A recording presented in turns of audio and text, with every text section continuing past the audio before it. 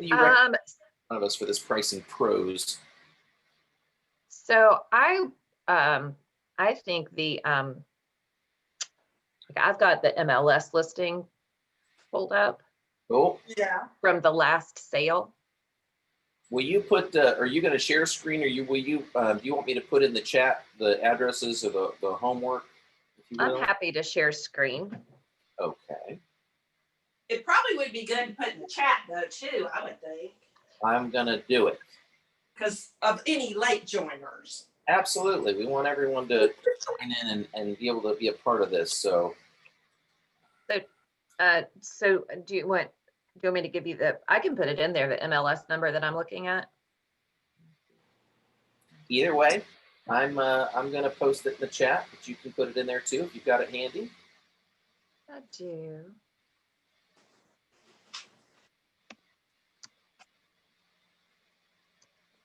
I'll put it in the chat. Anyone wants to play along? Today's ambitious. We agreed, Rebecca and I, that we may end up doing 2 in the future. We'll see what we get through with 3 today, especially the special snowflake. But all right. And we do only have 30 minutes, so I think we'll just go on and jump in to get started. Thank you guys for joining today for the inaugural edition of Pricing Pros. The disclaimer that I have to make could take 10 minutes, so I'll give you the abbreviated version. I'm not claiming to be a pricing pro. We're all just here to get the reps in, and because there's nothing like just doing them. There are no right answers, no wrong answers, and it's a place for us all to commit to sharpening skills. Because I don't know anybody with any longevity in the business who even claims that they don't struggle with comps sometimes. It's here we're in it together, and we're in it to win it. So the first one that we're going to start with is in Franktown, Franklin. It's in a subdivision that was built around 1998. So I always look forward to like, yay, it's in a subdivision and they're all built about the same time. So but the truth of the matter is they're all special snowflakes, and so but hopefully this one is a little bit easier. So Ted, I'm going to attempt to share my screen, I think. So I want to reiterate a point you brought up, Rebecca, as you're doing that. Obviously, if anyone has questions as we go through, feel free to put that in the chat or just kind of jump in. But the first one we're starting with is Rebecca calls it the cream puff. And what makes it a cream puff, for those, I don't want to assume anyone that maybe there are people in here that have never run CMAs before, but is that the first thing is seeing that it's in a subdivision, right? And that tends to, in a suburban type environment, a subdivision tends to have similarly priced homes or age of homes, but don't assume that's always true. And I'm going to let Rebecca walk through how you would see, of pulling the whole subdivision of maybe things weren't all built at the same time. So like a West Haven, you're going to have townhomes in there that used to be in the 400s, and you're going to have homes in there that are over 3 million. But many subdivisions do make it a lot easier. All right, Rebecca, sorry, I hope I didn't jump over you there.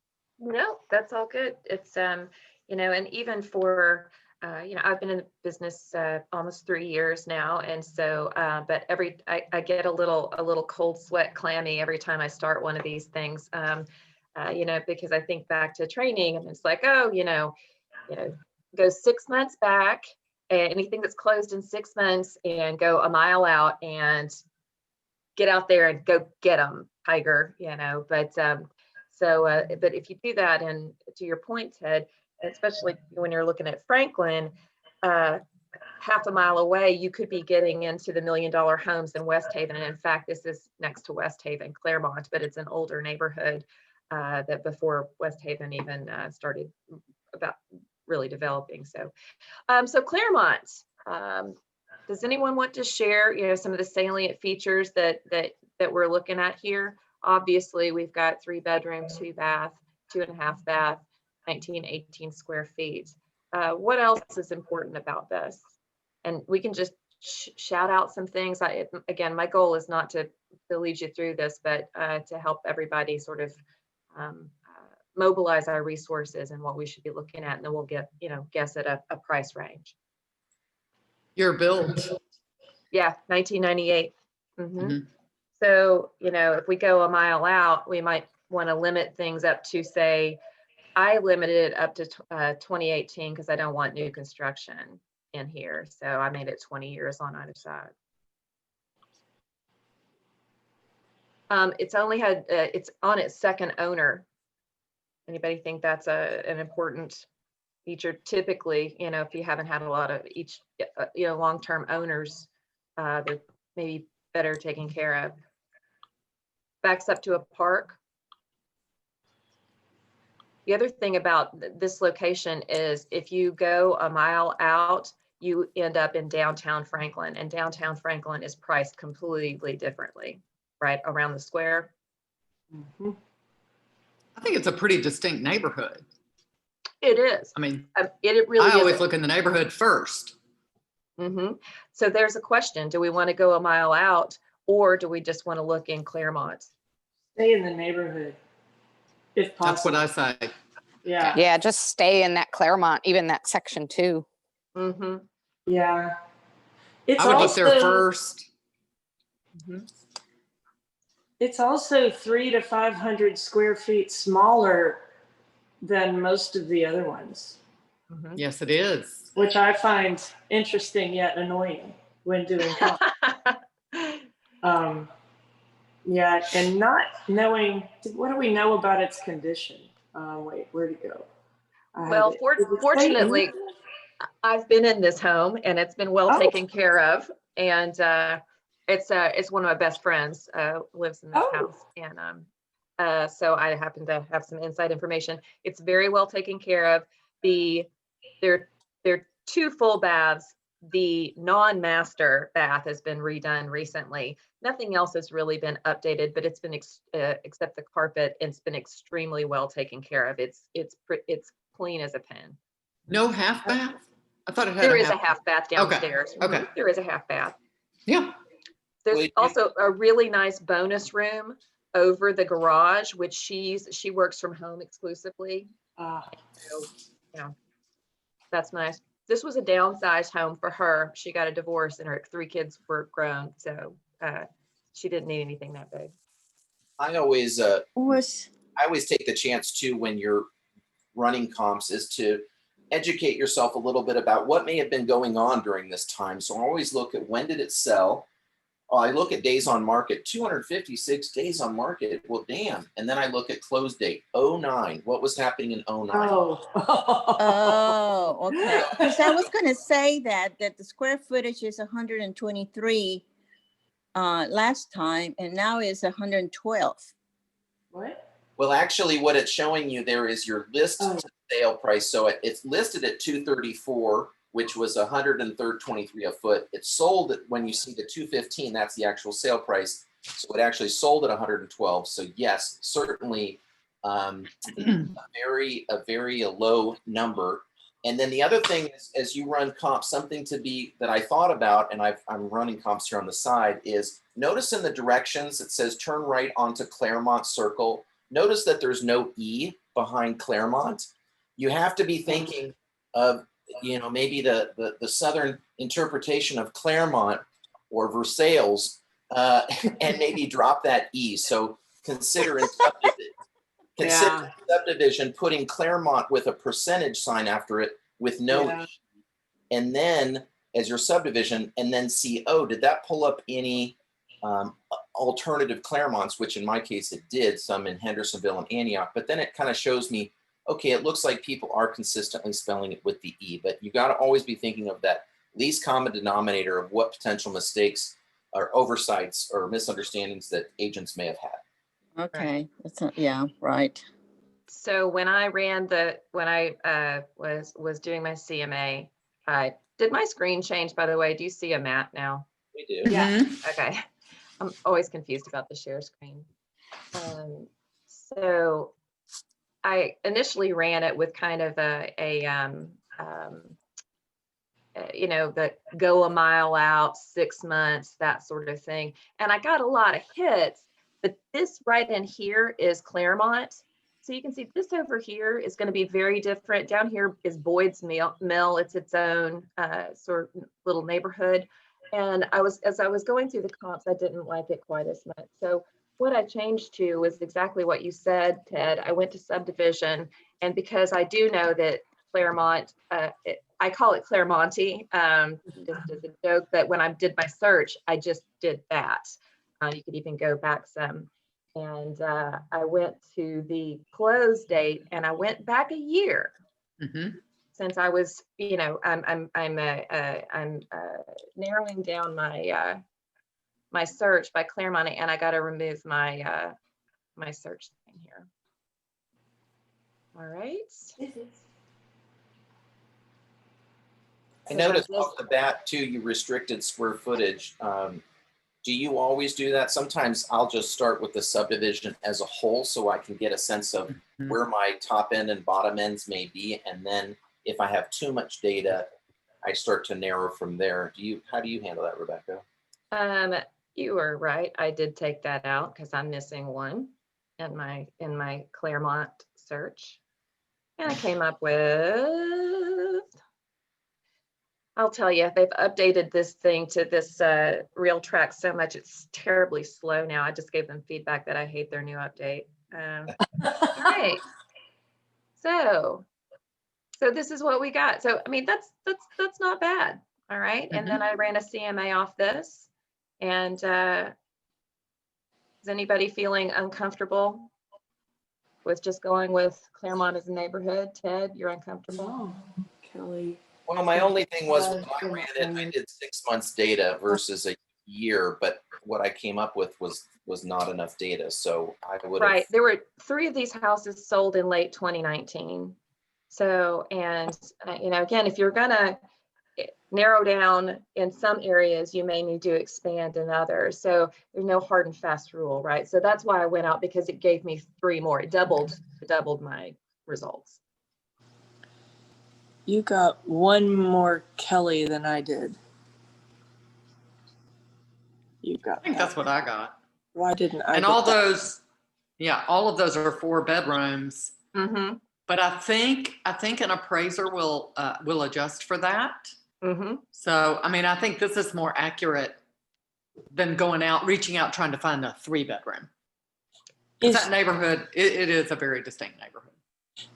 So Rebecca, yours is 3 bedrooms. Okay. Yes. Is that right?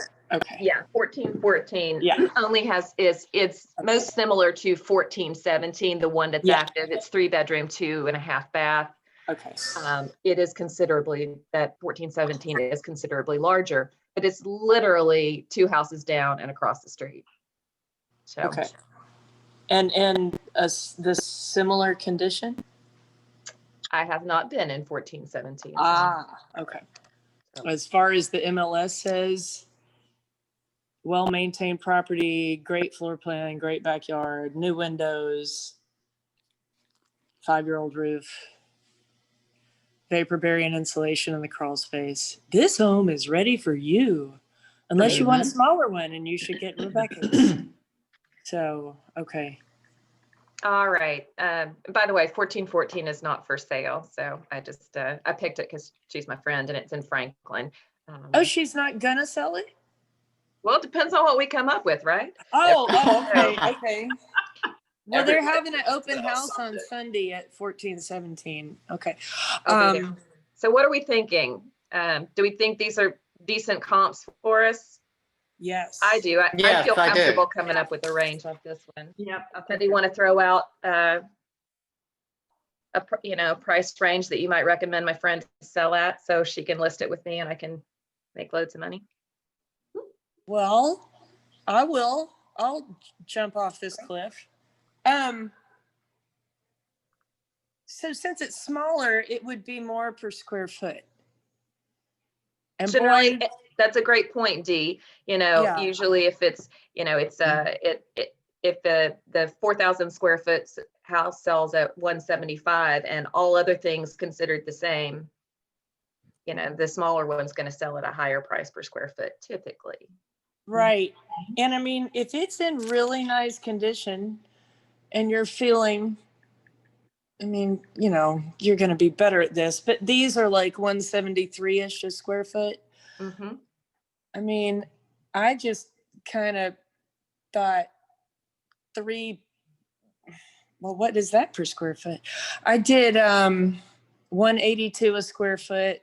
Mm-hmm. And I thought, that's okay. That's 349. Mm-hmm. I did 190 a square foot, and that's 364.4. So I don't know. I don't think Ted is into numbers like I am. I like the 9s and the 4s. Okay. I don't know, but I always let the seller pick the actual number within a very small range so that they like their number. Some people don't like 6s, you know. I'll be a So seller. What's the number, D? What are you going to price it at? Where are we going to list at? I don't know. Are we feeling bold? If we're feeling bold, then 364-ish. 364-ish. I like the number 64. And it's got the actual number is 364,420. Nice. Gotta like a 420. I'm bolder than that. What do you got? You are? Okay. 379. Ah. 379. Wow. Virginia, We could even do 379 to 389. And I say that just because you I- want to live I in have Franklin. 268. Okay. 368, did I hear? Okay. do I hear $1? No. Now 68. this is my list price. This is my list price. Right. Well, Virginia, I love your 379 to 389. I would, but and I love your point. You want to live in Franklin. You want Williamson County schools. However, Yeah. we are in the middle of the school year. You know, if we were listing this in the spring, I'd feel bolder, I think. But so Yeah, but the Anybody school else? is getting ready to have a break. You That's start true. fresh in January That's true. with a new house, new school. Look at She's you. hardcore, man. I want to bring up two points that that Virginia alerted me to, and you all in your discussion. I'm kind of in that, I don't love 379 because it's 5,000 over a major price break of 375. Nobody's budget's 380, although a lot of people may search 380 if their budget is 375. But I find most buyers, when they're searching at home, some of the drop-down searches are 350, 375, 400. So by pricing at 379, I'm missing a ton of people for $4,000. Now, if you're a tweener, as I call it, or the dialogue with the seller, where you really are a 389, then we'll go there. But my experience is that I try to consider, let's just negotiate less and be at 375 versus the 379. But the more important point, I think, in what you all have discussed that brought me up to this was, with only one active comp, and most of this being over a year old, and because schools are a major reason people make decisions, and they do based on school, the actual school many times in Franklin, Right. I would do a search of the school district of comps of homes in the price range between 340, probably 330 and 400. And then I would comp that for 6 months and see how much competition do I have at my price point to get that. Great idea. That would have influence on my.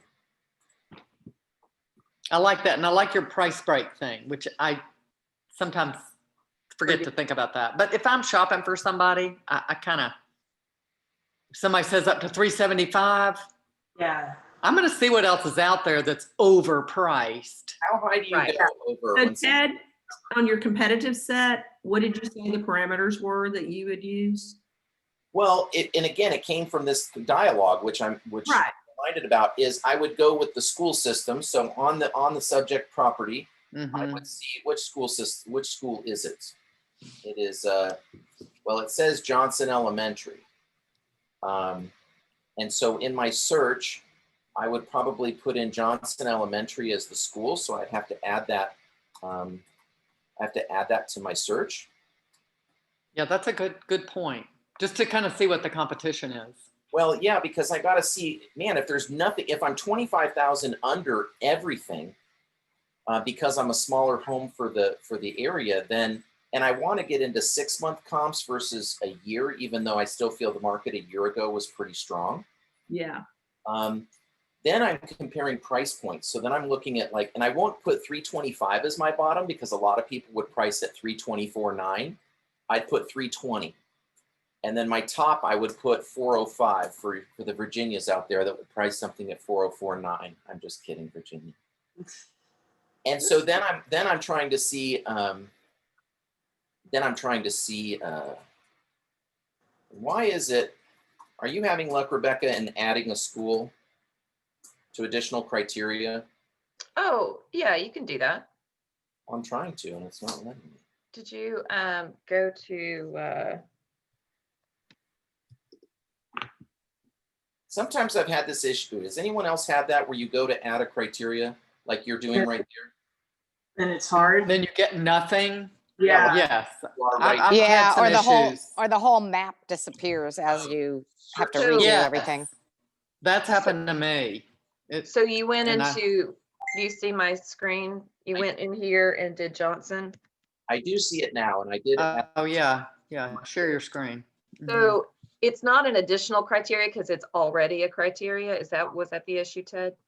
That is the solvable. Yes, I see that was my error there, is that I see it's already a criteria. They've changed that, but I have had that experience at times where I try to add something. But you got to take out Claremont. Right, you're right. Thanks. Oh. So I'm just, hopefully you can see my screen. What Ted was trying to do was, narrow it down by the Johnson Elementary School. So we look at the competition. So that's a criteria in my search for anyone who hasn't used this before. So I went into schools. I put, always use your little percentage sign, right? In case somebody spelled it wrong. And then search by that. And Rebecca, for those that haven't used it, what does the percentage sign do? Oh yeah, so that is a wild card.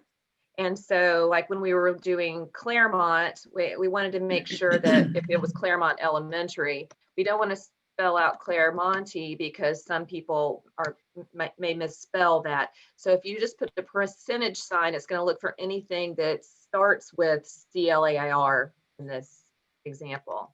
So if we're doing Johnson Elementary, maybe like that. Actually, I think if the percentage sign is in front of Claremont, things would show up that are called the arbors of Claremont. It has anything with Claremont in it. If you put the percentage sign after Claremont and drop the E, it will bring anything that starts with Claremont but has stuff after it. Oh, I didn't realize that. Good information. I'll confirm that, but I thought for that example, you'd want to have a percentage on both ends. You would, but I think that is a distinction that I feel pretty confident that so like, yeah, if for example, Normandy Place could possibly be perceived as the Normandy Place, you might want to put the percentage sign in front of Normandy and one after Normandy to make sure you get everything after it. But always make sure. I didn't realize you could put both at the beginning, at the end. That's a great tip. That's a good tip. Learned something new today. Yeah, that's great. What is the price of admission? Okay, your comps are interesting because it doesn't include the Claremont subdivision. Well, when you put in Johnson. The house, it put them all over everywhere else. 417 Claremont Circle says its elementary school is Poplar Grove. Oh, so I don't never know. count on us to put right information. I don't know. It may have got rezoned. Remember, the listing we pulled the Johnson from was from 2009. Oh, yes. Oh, from 2009? Oh, yeah. You gotta look. Y'all was looking at yesterday's donut. Hey, listen, it's just getting us to the conclusion. This is how we do it. So much for the softball. We're going to get one listing today, but that's okay. I think we learned a lot on this, and this is good. And also change the others will be way too complicated. Change your 1 year to 6 months, Rebecca, as well. Okay. Yeah. So we're going to put in a different elementary. Poplar Grove. So mine just went blank after I tried to put in Poplar. So how about we have go to with start all over. Centennial High School? Oh yeah, that's good. There you go. Yeah. Freedom Middle School and Centennial High School. And sometimes I figure I don't know how to spell centennial consistently, so I'll just put centen percentage. Okay. Just as a, and I didn't restrict bed or bath. That's not right. Oh, there we go. There's our Claremont. Okay, cool. So there's not much. Be aggressive on your pricing. Be going up. What else did you restrict there, Rebecca, to get down there? I think you have footage restricted. She had 2 baths. She had the year. Year built. Okay. So minimum 2 baths and a year built, which I think is generous. 20 years both sides. Yeah, it is. That's what I was thinking. Well, I think in comping, the beauty is always try to. I sometimes start small and see like if the subdivision will give me enough data, and in this case it didn't. So then we start broadening out, and I almost go way broad and then narrow back in. Right. That's it. That's what I do. and I love this that now we've got coming soons. So you go about a mile or further than that? I would Mile just away? do this subdivision, but no, we're not doing So- subdivision. You stick to the subdivision, or you go about, expand your search or the number of houses in the surrounding area? She would, well, on this, she went within the school district, right? Within the school Yes. district, yeah, but within a mile, yeah, the school district should be the same, is it? I guess not. So let's Oh, not necessarily, no. No. Okay, okay. take a look at the map here.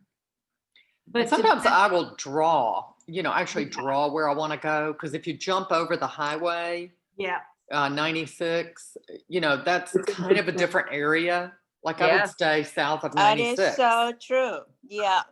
37067 has better schools. yeah. I almost always start with the draw on my CMAs because I know. I do too. Yeah, if I'm out in the country, I'll do a, broad. true radius, but Right. So you can see for Centennial, you're even jumping 65, Yeah, and Wow. And pro tip for, Right. to Virginia's point on drawing boundaries, often we don't want to cross a major thoroughfare like Franklin Road. 'Cause there could be new subdivisions over here. This goes straight through downtown Franklin. And so, Yeah, that This- makes a difference. the square, everything on the square is, differently priced. I had an instance a few years ago. We were coming out of the recession, and I had the buyer, and I had experienced some of this myself in Atlanta, and I had to go to the listing agent and tell her she had a short sale because she jumped the interstate. And I said, you can't do that. And that was on an in-town property. And I was like, okay, well, and she went to her appraiser friend, and she came back and she goes, you're exactly right. This is a short sale. I said, yes, and we'll be resubmitting our offer. Wow. wow. Great point. You know, So Ted, to your point, so much for the cream puff. This was just some really great conversation, and it is 9:30. I just want to be respectful of everyone's time. What I'd like to do is, first of all, thank everybody for participating in this first one. We'll get a little, we'll start honing in on what this thing where we can get the most bang for the buck. What I will do, Ted, there's a way to get the names of everyone who logged in, right? Well, I believe so, and I will take a screenshot here now. So that is done for. So what I'm going to do is I'm just going to make a list of some of the points that we covered in this discussion, tips, thoughts, and just so everybody has it in place. And then we'll just start a running log, if you will, of topics that come up in pricing and things that we're wanting to consider, and really recognizing that every search is unique. yeah. So Let's give Rebecca a hand. This is really helpful. So thankful. Very nice. Thank you, Rebecca. I have a submittal Thank for you. next time. That was great. all right. We have 2 more, but please either put your submittal in the chat and we'll grab that before we jump off here, or Yes. you can email that to us each week. we'll be doing this series every other week, every other Thursday at 9 a.m. It's in the Village calendar. It will be consistently this Zoom link, and be looking for Rebecca's Pricing Pros tips from our chat today. And You'll send us our homework. yes, Yes. And again, the point of all this is just to get the reps in, right? To exercise our muscles and practice. I think a lot of times, at least I may go a week or two without doing comps, and then it feels like I'm starting over again. So I think even experienced folks can benefit from, Oh yeah. I mean, I learned a couple of things today I hadn't even thought about. I was like, that's a good way. So what are you going to list that? Okay. what am I going to listen? I want to know the number. Sell this Okay, house. so my number was 349, but for glad you called. I think like 375. 345 to 349. I was going to stay below 350, but no. Virginia has inspired me to go bold or go home. So Yeah. maybe Yeah, the school. Yeah. so I may go up to 374, 982. and Well, there's think- other things to consider, how fast does she want to sell, and Yeah. Yeah. does she want to sell? and look at where All our right. price Yeah, points that's a good are. point. How fast she wants to sell. So it has to be a really, not low price, but Thanks, guys. competitive. Thanks, Competitive. Virginia. Okay. that's a beautiful point that is just imperatively important. And that is, and you'll want to change your name in your Zoom, Maria, because we can't see your name. I know you're on here as iPhone, but that is really the greatest first question to ask. How soon do you need to sell? And part of my pricing tips would be, as I mentioned to my sellers, I want you to know I'm taking that into account, but it doesn't really matter. Because if you don't need to sell for 3 months, then you should probably call me in a month. Because, and I'll say, I'll hound you in a month. We'll sign papers and we'll go live. I take that into account of time of year because it is October. Yeah. So if you don't need to sell and move till January, I am going to still suggest we go on the market ASAP. Obviously, pre-election, some people are making those considerations, and those are wise. The holidays don't tend to be the strongest time. So, and then with an election, that always shifts things. So, but I think that's a very important point. And if it was, let's say, March, and they didn't want to sell till July, I do not put the house on the market in April, because pricing something, when people say, well, I don't need to sell fast, I said, well, that's great, but we need to consider to price well in the market, not just be on the market. That's an old Brian Copeland, price to be in the market, not on the market.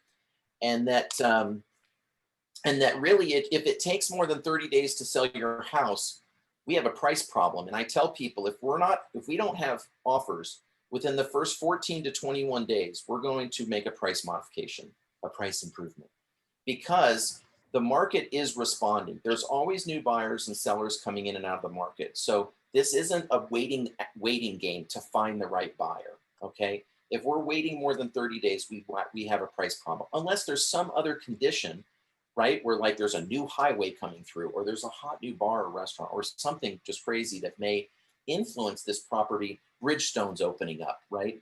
And Encore's prices are going to go through the roof, or they've announced that they're building a high rise right outside your view.